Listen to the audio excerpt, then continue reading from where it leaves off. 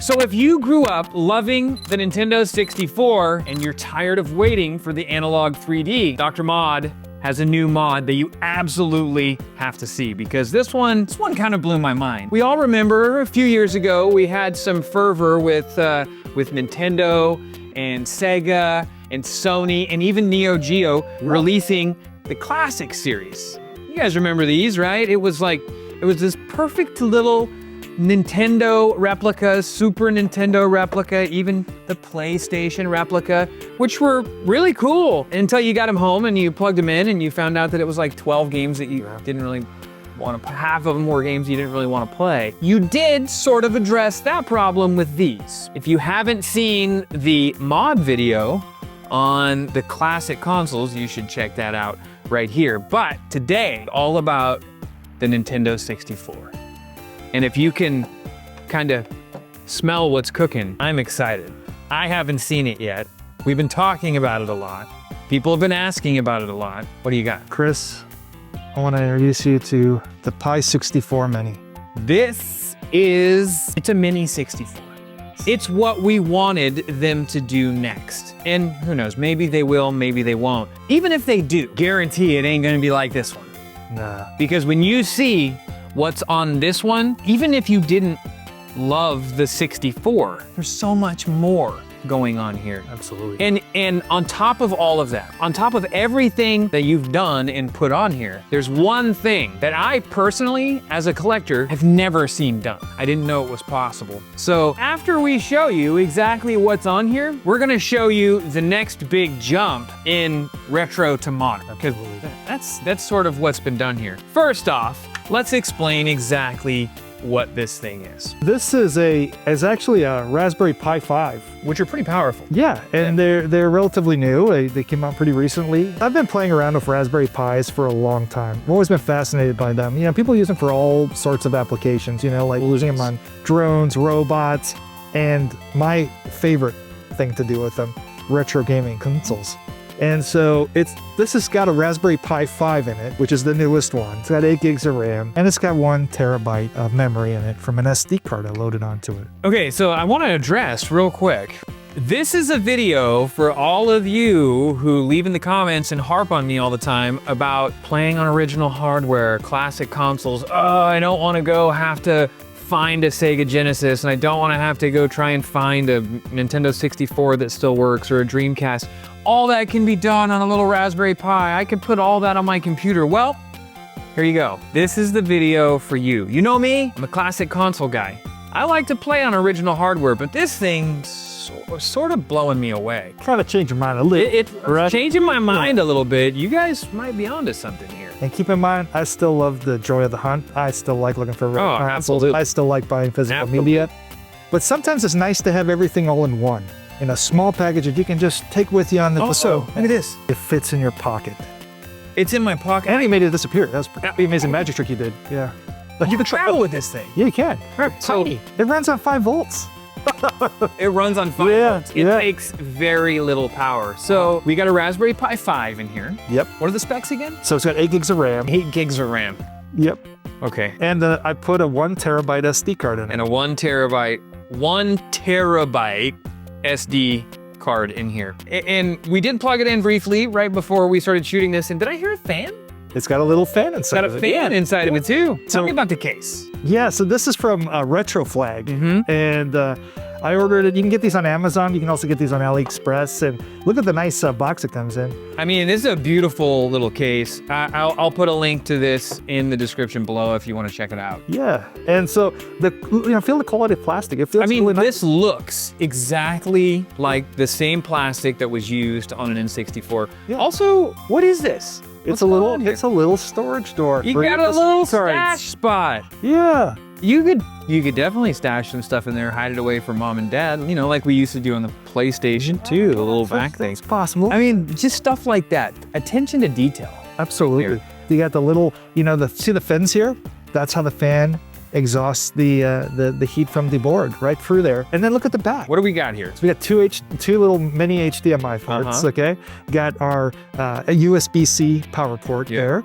And on the side, it's got a little cover that covers your remaining. Yeah. So if you just take a take your finger and pop that open, you're gonna see that you got your Ethernet cable there and 2 extra USB ports. We got Ethernet and 2 USB ports. What would you need the Ethernet cable for? Well, if you want to have it directly, hardwired for the internet.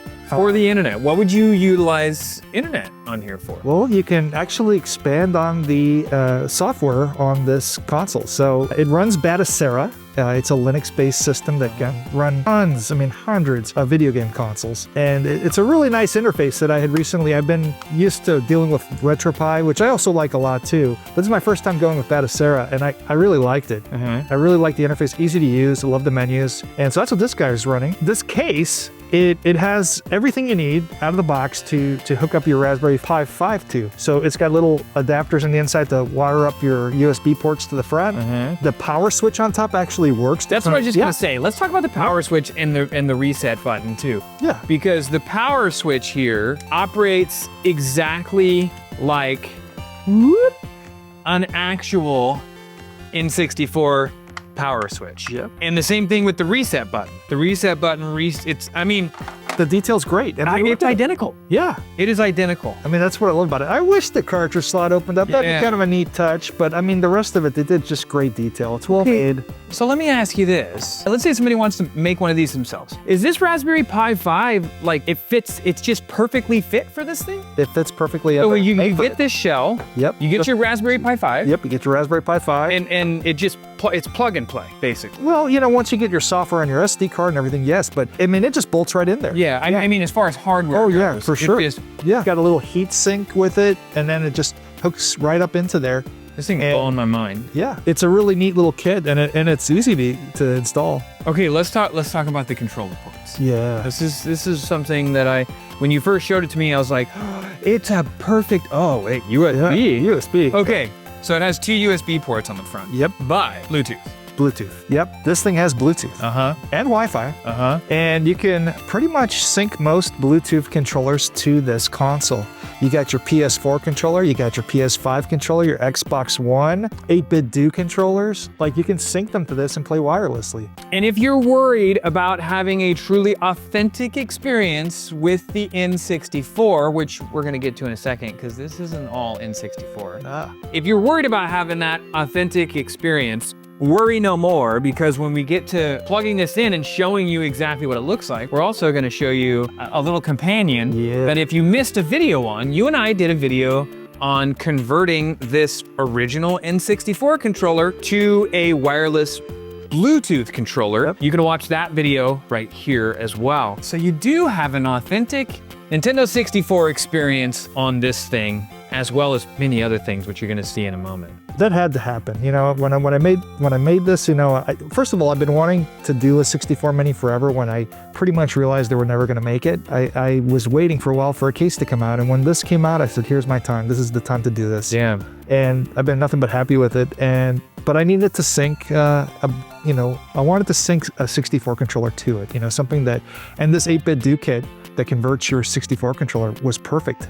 And it syncs to it, as you're going to see. We got to plug this thing in and show all of you exactly what's going on on this thing. Let's do it. All right. First off, tell us about this controller here. What is this thing? The neat thing about this is the one we restored, the one that was broken. We put this 8-bit Do kit on it, which gives you a new rumble pack, battery pack, makes this 64 controller wireless. Yep. And original 64 controller. Yep. This thing syncs perfectly with our little mini 64. And so now we can go to our menu, which is really neat. This is the Arcade Planet theme menu for the Batacera. Okay. And you got all these emulators. And just for reference, that is a regular original N64. The Mini is sitting on top of it, just so you have a reference. This little guy. Yeah. Showing all this in 4K. We got our 64 backups here. We got a video preview of gameplay. We have a synopsis of the game, box art, in our list of games here. Chris, what do we want to play? Let's just go straight to GoldenEye. Yeah. Yeah, we gotta play GoldenEye. Yeah, so we can navigate quite quickly by hitting the shoulder button. Here it is. All right. Select A. I'm gonna play some GoldenEye. Oh, that is a really cool bezel. I like that bezel. Yeah. That's cool. Doesn't that give you that old experience of playing on a CRT? You got your little Trinitron here. I was wondering how it was gonna handle the different format. Well, the cool thing is for the bezel project, we have bezels for all our different systems showing the artwork of different game systems. For the 64, it looks kind of the standard like TV appearance like this. But as you're going to see with other arcade games and stuff, we're going to have all this artwork displayed on the sides, framing the game. So there's GoldenEye. Just the menus alone are really sharp. I mean, you know, it's emulation. You get a little bit of glitching there, but wait till you see the gameplay. The gameplay is just flawless. I'm not that great. I'm just going to be an agent. Yeah, of course. All right. And did you have to do any setup with this controller? Did you have to configure the buttons or the layout or anything like that? We just synced it and it went straight to it. Right? Everything was already mapped. Yeah. That's what's so cool. Look at that. Crispy, crispy. And clear. Look at that. Super clear. I had never seen the pixels so clean. Never. Wow, look at that. And look at that. That's what 007 in 4K looks like. Look at that. Wild. I would imagine this is probably what the analog 3D is going to look like I as imagine well. it's going to be in 4K like this. Because this is HDMI. And I just love that I'm using a 64 controller here. Yeah, gotta get the snap rifle. Oh, watch out for old Tumbelina. This is crispy looking. Yeah, look at that. I mean, the lighting, everything is just super cool. It's exactly how you remember it, except just really sharp. Got the body armor up there, I believe. Yeah. If my memory treats me well. There it is. Look at that. GoldenEye. Spent a lot of time. But I will say, the only other emulator for N64 or for this game in general that I've seen run it anywhere near as smooth as this is the Xbox 360. Exactly. The Xbox 360 looks pretty good, not quite 4K, and it has a little more like graphical artifacting and glitching than this does. Yeah. I mean, this is pretty flawless. I mean, I feel like this is one step away from what the analog 3D, I would imagine, is going to look like. Because the analog 3D is just going to play it straight off the cartridge. All right, so let's take a look at what else is going on here. If you want to back out of here, what do you do? So what's nice about this N64 controller is it does have a home button, so we can get back to our main menu. So you hit start in the home menu. And Boom. there you go. Right back to the menu. That fast. So now that we've seen an N64 game, yeah. What else first off, save states? Save states are here. All right, I can see them right there on the side there. Exactly. A simple button combination will allow you to save your save state. You can go right back to where you were playing. Yep. Which is really awesome with these games that didn't have that at the time. Yeah. Once again, just a great N64 experience from this tiny little guy right here. Yeah. Using a repurposed 64 controller. Yeah, so let's take a look at what else is going on this thing other than N64. So we got Game Boy Color. Uh-huh. Super Nintendo. Uh-huh. Game Boy. Yep. NES. Uh-huh. PC Engine. TurboGrafx. Yep. C64, we got some Commodore 64. Atari Lynx. Uh-huh. Atari 7800. All the Atari systems. We probably have 2800, 5200, 7800. Yep. You got your arcade games. Got arcade games. Name. Uh-huh. And then, well, getting over here, PSP. PSP games. Okay, this thing's got some power. And then PlayStation. PlayStation games. Jeez. And they play great. Let's take a peek. Shall we play? Geez, what's a good hop-in? Crash. Let's play Crash. Any idea of the number of games? A lot. Yeah. I mean, is it, as far as the N64, is it pretty close to the entire library, you think? Yes. Yeah. Most of these emulators will be near complete. Yeah. Here we are. And look at that. You got your Sony. You got your Sony logo. Yeah. Here, just like the original. It does have, the audio is great on this as well. We're playing it on a computer monitor that does not have speakers. So. Oh, these don't work, huh? Yeah, it's like if only. We're one step away from that emulation. That's called a real life emulation. Naughty Dog, you guys may know them as the team that brought us The Last of Us. This is what they were doing before The Last of Us, long before The Last of Us. And I will point out, you are using the N64 controller again, but you could totally hook up a PlayStation controller. You could hook up a PlayStation 4 controller easily to this thing. You could hook up a PlayStation 5 controller, an Xbox One controller. It's quite easy to sync a Bluetooth controller to this device. So it's pretty easy to sync multiple controllers. You can play 4-player easily with Bluetooth controllers. Or physical controllers if you want to kind of plug-in experience. Those Logitech controllers that they have, they work great on this as well. Look how clear that is. Amazing. Wow. It's almost a different experience, actually. Nice and snappy.